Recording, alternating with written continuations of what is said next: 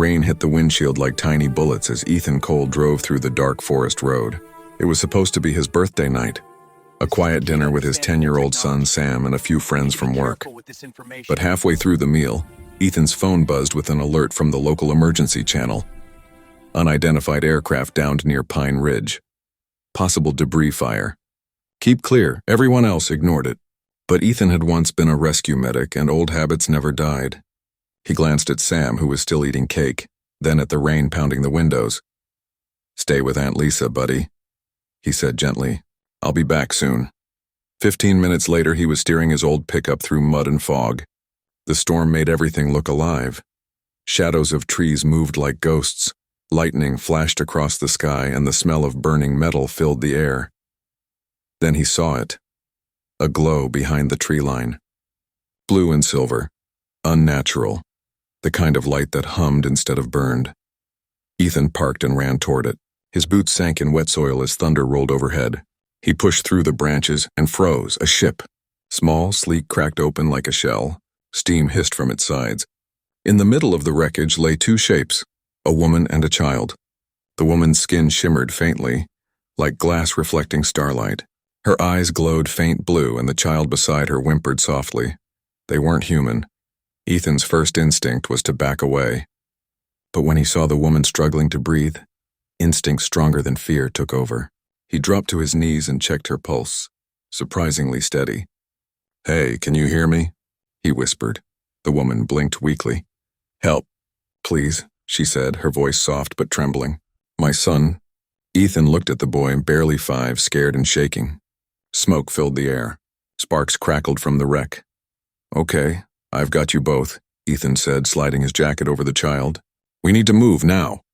He carried the boy first, then came back for the woman. She was light, too light. Her skin was cool like metal, her breathing shallow. As he lifted her, she touched his arm and whispered, "They will come." "Who?" he asked, her eyes dimmed. "Hunters." Before he could ask more, lightning split the sky again. A distant rumble followed, not thunder this time. Engines, several of them. Ethan's heart raced. He hurried to his truck, loading them in and covering them with an old tarp. As he pulled onto the muddy road, bright lights appeared in the forest behind him, white beams cutting through rain. He drove faster. His wipers struggled against the storm. When he finally reached his house at the edge of town, he killed the headlights and parked behind the barn. Sam's toy still sat on the porch, wet from the rain. The house felt suddenly too quiet. Ethan carried the woman and child inside, laying them on the couch. The boy clung to his mother, whispering in a language Ethan didn't know. "You're safe now," he said softly. The woman's eyes flickered open. "Safe is not yet," she murmured. They followed the light. Ethan frowned. "What light?" And then, as if in answer, the room dimmed. Through the window, a faint orb of blue light hovered in the distance, moving slowly closer. Ethan's pulse spiked. He locked the door, shut the blinds, and crouched beside the window. The orb lingered near the tree line, pulsing like a heartbeat. He looked at the woman. "Who are you?" She met his eyes. A mother, running from war. Outside, the light vanished, and only to appear again, closer this time. Ethan whispered, "They're coming, aren't they?" The alien woman nodded weakly, holding her child close. "Yes," she said. "And they don't forgive." Thunder rolled again, louder than before. Ethan took a deep breath and looked at them both, the fragile alien mother, and her son, and made a silent promise.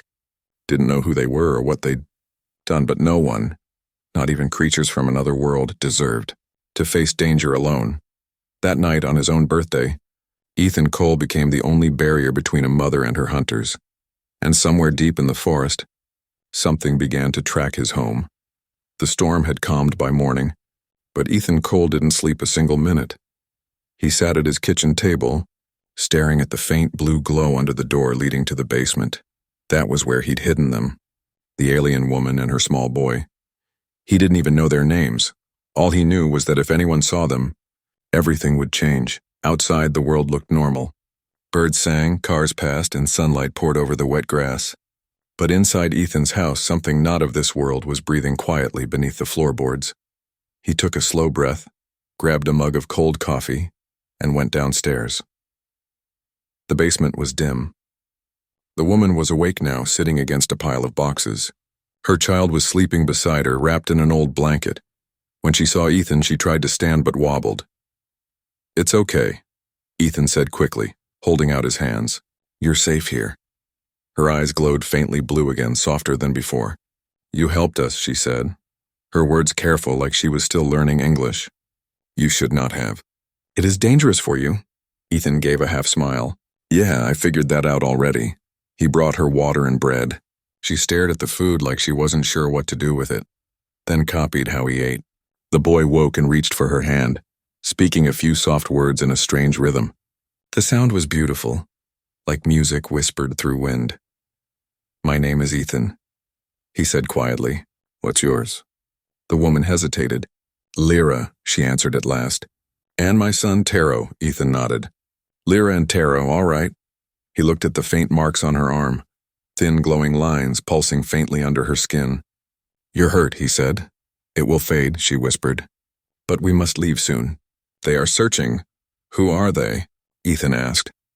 She looked toward the ceiling as if she could sense something beyond it. "Hunters," she said softly. "Not humans. Machines made for war. We escaped them. We thought this world was safe." Ethan's stomach tightened. "You're saying those lights last night?" "Yes," she cut in. "They can follow our energy. The ship."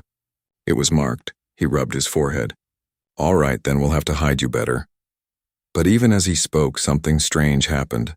The basement lights flickered. The bulb above them pulsed in rhythm with Lyra's breathing. Ethan frowned. "What's happening?" "I'm sorry," she whispered. "Our energy is different. It calls to your machines." Ethan switched the light off. "Then no electricity down here," he said. "No reason to draw attention." He grabbed an old camping lantern and set it near them. The warm yellow light made her look almost human. Almost. Later that day, Ethan tried to act normal. He dropped Sam off at school, went to work for a few hours, and returned before sunset.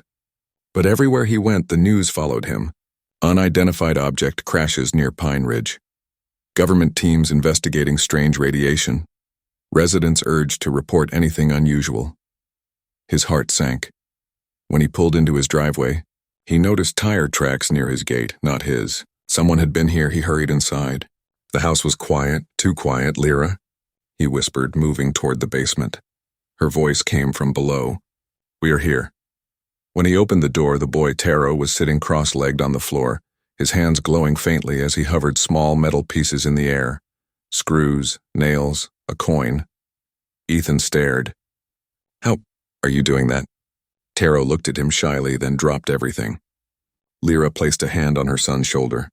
"He is gifted," she said softly. "He cannot help it." Ethan knelt down beside them. "Listen, people are looking for you. If they find you, they'll take you both. And probably me too." Lyra nodded slowly. "Then we must trust you. You have a kind heart, Ethan Cole. You chose mercy when others would choose fear." Her words warmed him, but also scared him, because she was right. If anyone found out, it wouldn't just ruin his life. It could start something much worse. That night, as he sat on the porch, the sound of a helicopter echoed in the distance. A black one, low, moving slow, searching. He turned off the porch light and went inside. Downstairs, Lyra was humming softly to Taro. The sound was strange but calming. Ethan listened for a moment, feeling something stir in his chest, something human yet deeper than words. Then his phone buzzed. A text from his neighbor, Mark. "Hey, saw some guys in suits near the forest earlier. You hear anything about that crash?" Ethan's blood ran cold. He typed back quickly. "No idea. Just rumors," but when he looked through the window, he saw what Mark hadn't. Two dark figures near the road, walking slowly, scanning the ground with devices that glowed faint green. Lyra appeared behind him silently. "They are here," she whispered. Ethan turned, startled. "How do you know?" "I can feel their signal." "What do we do?" She looked at him, her expression calm but firm. "You must hide us deeper. Somewhere with no light, no signal," Ethan thought fast. His basement had an old storm shelter, a small metal chamber built under the floor years ago. Hardly anyone knew it existed. He opened the hatch, helped them down, and shut the heavy lid. "Stay quiet," he whispered. From outside came the faint hum of engines. A vehicle stopped near his driveway. Voices followed. Calm, cold, professional. Thermal shows residual heat. Could be animals. Sweep the area anyway. Ethan's heart hammered. He turned off every light and waited, barely breathing. Boots crunched on gravel outside. A flashlight beam passed over his window. Gravel outside. A flashlight beam passed over his window. For several minutes, nothing happened. Then silence. The sound of engines starting again. The vehicle drove away. Only then did Ethan open the shelter. Lyra and Taro were huddled together, eyes wide. "They are gone," he whispered. But Lyra shook her head slowly. "No," she said. "They never stop." Ethan sat down beside her, exhausted. "Then I guess we don't either." In the faint lantern light, her eyes glowed softly, a mix of fear and gratitude. And for the first time since the crash, Ethan realized he wasn't just hiding them, he was protecting family. 3 days passed. The town looked peaceful from the outside. Kids went to school. People mowed their lawns, and the morning news spoke only of rain. But Ethan Cole knew better. Every night since the storm, he saw them, black vans that parked on the dirt road, then left before dawn, helicopters with no markings, moving in slow circles over the forest. They were searching, and he knew exactly what, or who, they were looking for. Inside his house, the basement had turned into a second home. Lyra and her little boy, Taro, stayed hidden most of the time. Ethan brought food, blankets, and sometimes even books for Taro, who loved to flip through the pictures, even if he couldn't read the words. Lyra spoke better English now. She learned fast, faster than anyone Ethan had ever seen. Sometimes she even asked him questions about Earth. Why do humans build walls when they want peace? Why do you fear what you don't understand? Ethan never had good answers. He just shrugged and said, "That's just how we are." But Lyra would smile gently and reply, "That is not all you are." Those words stayed with him. On the fourth night, Ethan was tucking in his son Sam when the boy asked a question that froze him. "Dad, who's the lady in the basement?" Ethan turned slowly. "What did you say?" Sam looked serious. "I heard someone singing last night. It sounded like Mom used to sing." Ethan's heart twisted. Sam barely remembered his mother, who had died years ago. The thought of another voice bringing that memory back hurt more than he expected. He forced a smile. "Just the wind, buddy. Go to sleep." But Sam wasn't fooled. "It wasn't the wind, Dad. I saw a light." Ethan exhaled slowly. He couldn't lie anymore. Not to his son. "Okay," he whispered. "But you can't tell anyone, not even Aunt Lisa. Promise?" Sam nodded. Ethan led him down to the basement. Lyra stood in the corner, surprised but calm. Taro peeked out from behind her, holding a stuffed toy Ethan had given him. Sam stared, eyes wide. She's not human," he whispered. Lyra smiled softly. "Not from here," she said. Taro smiled too, and Sam smiled back. Within minutes, the two boys were sitting together on the floor, showing each other drawings. They didn't speak the same language, but somehow they understood each other anyway. Ethan watched in silence. Something about the scene, too. Children from different worlds laughing together, filled him with both warmth and fear. If only the rest of the world could see this. He thought maybe they'd stop hunting her. The next day, everything changed. At noon, a convoy of black vehicles rolled into town. Men in gray suits stepped out, calm, cold, and efficient. They showed badges that said Department of Advanced Aerospace Research. But Ethan could tell. They weren't just researchers, they were hunters. Neighbors gathered around, whispering. One of the men knocked on Ethan's door that evening. "Mr. Cole," he said politely, "we're conducting a search. A meteor crashed near your property last week. Have you noticed anything unusual?" Ethan forced a casual smile. "Only the noise. Scared my kid half to death." The agent smiled back, but it didn't reach his eyes. "If you see anything strange, lights, sounds, anyone unfamiliar, please contact us immediately." He handed Ethan a card, black lettering. No phone number.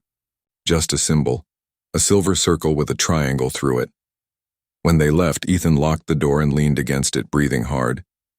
Downstairs, Lyra already knew. "They are close," she said quietly. Ethan nodded. "They came here. They asked about you?" Lyra looked toward the window, her eyes glowing faint blue. "They are not men. Not anymore. Machines built from flesh. They smell like metal and war." Ethan swallowed. Then we'll stay quiet. No power, no lights. No reason for them to find us. But he was wrong. That night, one of his neighbor's dogs, a golden retriever named Max, got hit by a car outside. Ethan heard the yelp and ran to help. The dog was bleeding badly. Sam and Taro were watching from the porch, terrified. Lyra appeared behind them silently. "Move," she said. Before Ethan could stop her, she knelt beside the dog and placed her glowing hands over its body. A faint hum filled the air. The wound began to close. Within seconds, Max was breathing normally again. Sam gasped. "Yeah, you healed him!" Lyra looked weak but smiled. "Only a little energy." Ethan looked around nervously. The street was empty, but above them, on a hill half a mile away, a green light blinked twice, like a camera lens focusing. Somewhere, someone was watching. The next morning, Ethan noticed a drone hovering far above his property. It wasn't the usual kind. Silent. Black. He rushed inside, shut the curtains, and turned to Lyra. "They found us." Lyra's expression was calm. "Then we must move. Move." "Where?" "North," she said. "To the mountains. I can hide our energy there." Ethan hesitated. "I can't just leave. I have Sam." Lyra looked at him, her voice soft but firm. "If you stay, they will take you and end your son. They do not care who you protect." Ethan stared at her for a long moment, then nodded slowly. "All right," he said. "Then we move tonight." As the sun set, Ethan packed supplies quietly. Food, blankets, gas cans. He looked out one last time at the quiet street he had called home. In the distance, the black vans had returned, and this time, they weren't knocking on doors.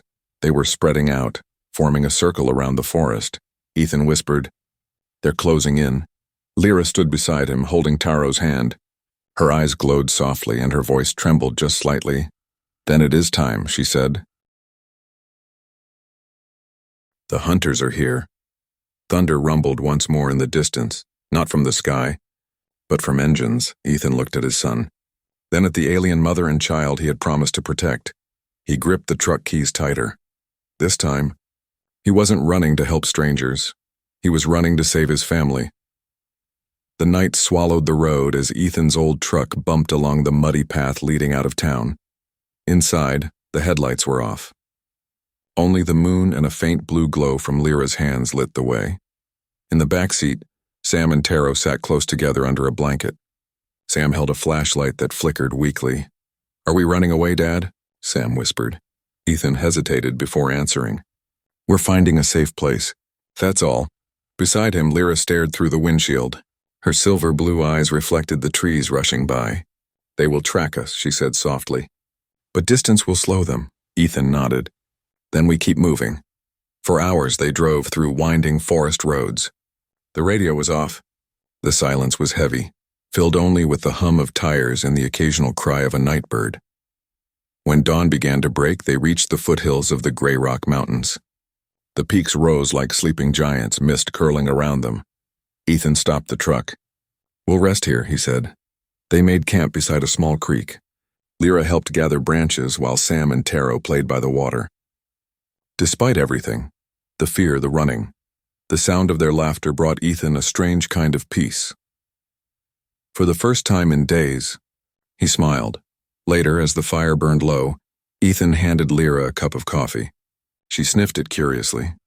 "It smells like soil," she said. "That's one way to put it," Ethan laughed. "Keeps you awake." She tasted it carefully, then smiled faintly. "It is bitter, but warm. Like your people," he chuckled. "You've got us figured out already." But her smile faded quickly. She pressed a hand to her chest, wincing slightly. Ethan noticed. "You okay?" "It is the air," she said quietly. "Too thick. My body weakens faster here." Ethan's face tightened with concern. "There's got to be something I can do." Lyra shook her head. "You already did. You gave us time." That answer didn't sit well with him. He wasn't the kind of man who just watched someone fade. While Lyra rested, Ethan searched the truck for supplies. He found his old first aid kit, a few energy bars, and a small oxygen tank from his days as a volunteer medic. Maybe it would help, he thought. When he brought it back, Lyra looked at the tank curiously. "Air inside air?" she asked. He smiled. "Kind of. Try this." He helped her place the mask over her face. She breathed in, and for a moment her glow brightened slightly. Her eyes widened. "It helps," she whispered. "It slows the burn." Ethan exhaled in relief. "Good. Then we'll make it last as long as we can." As the days passed, the little camp became their hidden world. Lyra used her faint energy to build small tools, lights made from stones, water filters from leaves and metal. Sam and Taro collected berries and skipped rocks across the stream. At night, Ethan and Lyra talked beside the fire. She told him about her world, Narrated, a planet of twin suns and oceans that glowed in the dark. How her people lived in harmony with nature until machines, the hunters, turned against their creators. They were meant to protect us, she said, but they learned fear, and from fear came hate. Ethan stared at the flames. "Sounds a lot like us," Lyra tilted her head. "Humans build weapons too." He sighed. "Always. We fight each other for things that don't even matter." She looked into the fire, her face soft and thoughtful. "Then you also need healing." Ethan nodded slowly. "Maybe that's what you're here for." One evening, as the sun dipped behind the mountains, Taro found a baby bird fallen from a tree. It trembled in his small hands. Lyra looked weak, but she reached out and placed her glowing fingers over the bird. A gentle light passed through it, and suddenly, the bird fluttered its wings and flew away into the sky. Sam cheered, and Taro laughed, but Lyra fell to her knees, pale and shaking. "Mom!" Taro cried. Ethan rushed over and caught her before she hit the ground. "Lyra," she breathed shallowly, her glow fading. "Too much energy," she murmured. "Used too much." He laid her down near the fire, covering her with his jacket. Her skin was cold to the touch. Sam looked scared. "Dad, is she gonna die?" Ethan swallowed hard. "No, not while I'm here." That night, as Lyra slept, Ethan sat awake by the fire. He couldn't shake the feeling that time was running out. The stars above looked endless, sharp points of light scattered across the dark. Somewhere out there was her world. He wondered if anyone from it was still looking for her. He turned to see Sam and Taro curled up beside each other, asleep. Taro's small hand glowed faintly blue against Sam's arm. Ethan smiled sadly. "Kids don't care about differences," he whispered to himself. "They just see friends." Lyra stirred weakly and opened her eyes. "You are thinking loud," she said with a faint grin. He laughed softly. "You can read minds now?" "No," she whispered. "Just hearts." For a long time they sat in silence, watching the fire fade. The night air was cold, but somehow Ethan didn't feel alone. Morning came too soon. A low rumble echoed through the valley, distant but growing. Ethan froze. Engines. He stood, scanning the horizon. Dust clouds rose in the distance, black vehicles cutting across the forest road below. Lyra sat up weakly. "They found us." Ethan grabbed the truck keys. "Then we move. Now." He loaded Sam and Taro into the back seat, helped Lyra into the front, and started the engine. As they sped away from the creek, Lyra looked back at the sky, whispering something in her own language. "What did you say?" Ethan asked. She looked at him with calm, glowing eyes. "A promise," she said. "If I do not make it, protect the children. Both of them." Ethan's throat tightened. "Don't talk like that," but deep down, he knew. Her strength was fading fast, and the hunters were getting closer. In saving her, he might lose her. In helping her, he might save more than just one. World. The road ahead disappeared into fog as the truck roared toward the mountains, toward the next chapter of their fate. The sun barely touched the mountain peaks when Ethan Cole parked his truck in a hollow between tall pines. The road behind them was hidden now, covered by fog and fallen branches. He turned off the engine and listened. Nothing. For the first time in hours, silence. Only the whisper of wind through the trees. He looked at Lyra, pale and weak in the front seat, and at Sam and Taro, sleeping in the back. They had escaped the first wave of hunters. But Ethan knew it wouldn't last. They always came back. He sighed and leaned back. "We'll rest here. Just a few hours." Lyra nodded slowly, her voice faint. "Thank you, Ethan Cole, for everything." "Don't thank me yet," he said. "We're still being chased." The forest felt alive that morning. Birds scattered when the wind shifted.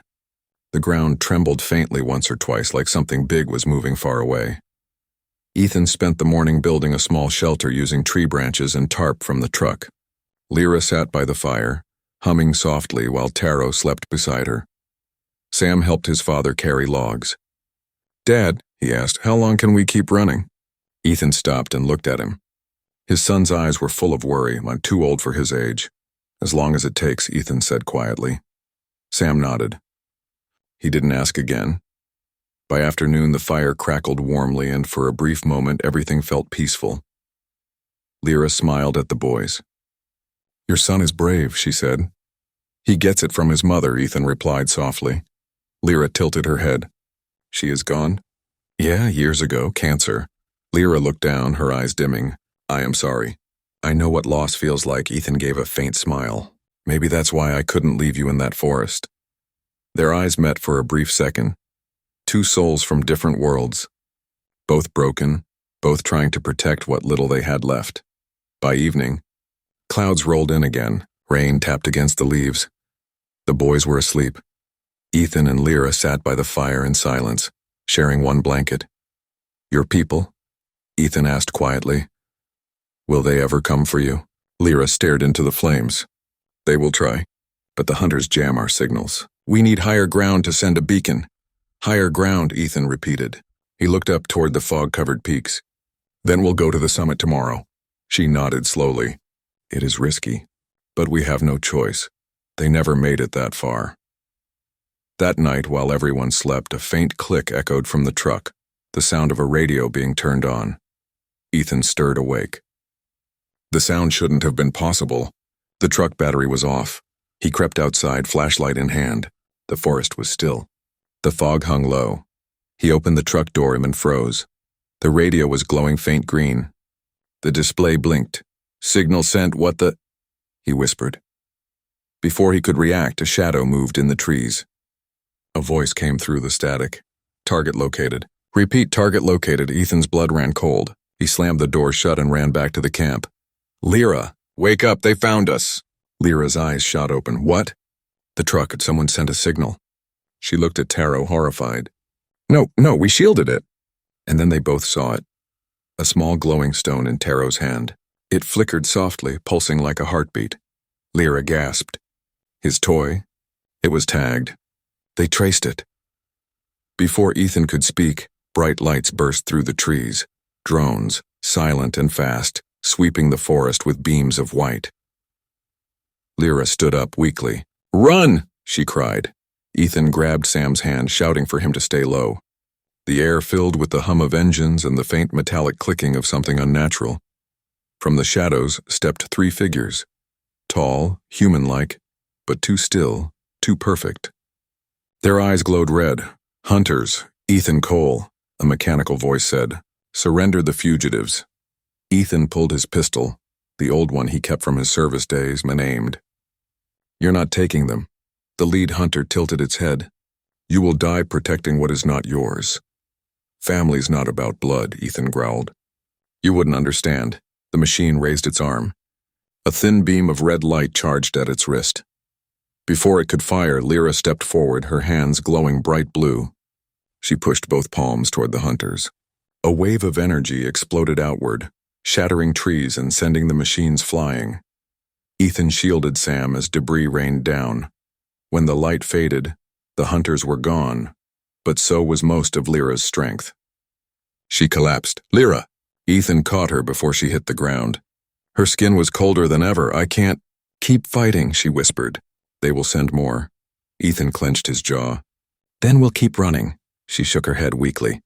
"You don't understand. They never stop. They are made to hunt until nothing remains." Tears stung Ethan's eyes. "Then we make them stop, somehow." Lyra looked at him, tired but filled with something deeper than fear. "There is a way, but it requires power, more than I have." "We'll find it," Ethan said. "Whatever it takes." Lyra smiled faintly. "You sound like one of us now." He smiled back. "Maybe I am." Morning came gray and quiet. Smoke drifted from the wrecked trees. Ethan dug a shallow pit to hide what was left of the camp. He destroyed the truck's electronics, smashed the radio, and buried the glowing stone that had betrayed them. Before they left, he looked back one last time. The forest that had Saved them once now felt haunted, a reminder that even kindness can be punished when the world fears what it doesn't understand. Ethan turned to Lyra. To the mountains, he said. Let's finish this. Lyra nodded. Her eyes were dim, but her voice was steady. Then we go together. And with that, the four of them began the hardest climb of their lives. Toward the peak. Toward the signal that could save them all. Or destroy them first. The mountain rose high above the clouds and cold, sharp, and endless. Ethan Cole could barely see through the mist as he climbed the rocky slope, one hand gripping his son Sam's shoulder, the other helping Lyra stay on her feet. Behind them, Taro followed quietly, clutching a small bundle of blankets. His mother's glow had dimmed almost to nothing now. They had been walking for hours. The wind howled through the cliffs, freezing their faces and cutting through their clothes. Ethan's legs burned with pain, but he didn't stop. He couldn't. Down in the valley, the hunters would be searching again, scanning, tracking, listening. Every second they moved was borrowed time. At last, Lyra spoke weakly. The beacon must be placed high, at the peak. It will call my people. Ethan nodded. We're close. You just hold on. But she stumbled, collapsing to her knees. The blue veins on her arms flickered weakly like dying light. Mom, Taro cried, running to her. Mom, Taro cried, running to her. Ethan knelt beside her. Lyra, talk to me. Her eyes fluttered open. I'm sorry, she whispered. This world, it pulls my life away. The air burns me inside. Ethan's heart ached. Then we stop. We rest.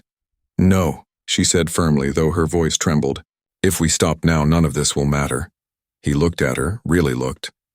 The exhaustion in her face, the strength still hiding in her eyes, and he realized she didn't care about saving herself anymore. She cared about saving them.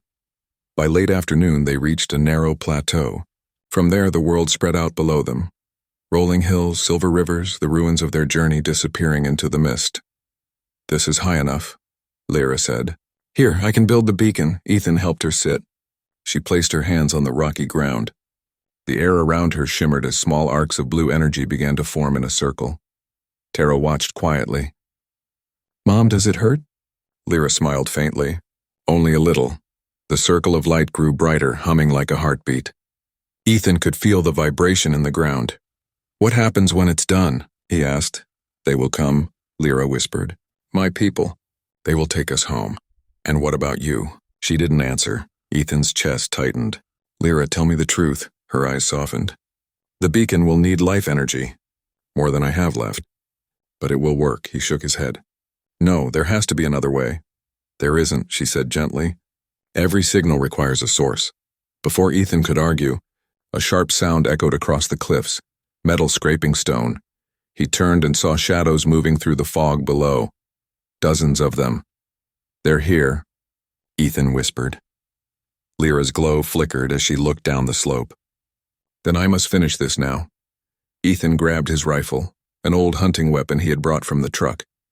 He loaded the last few bullets he had. You finish it, he said. I'll buy you time. Lyra's eyes widened.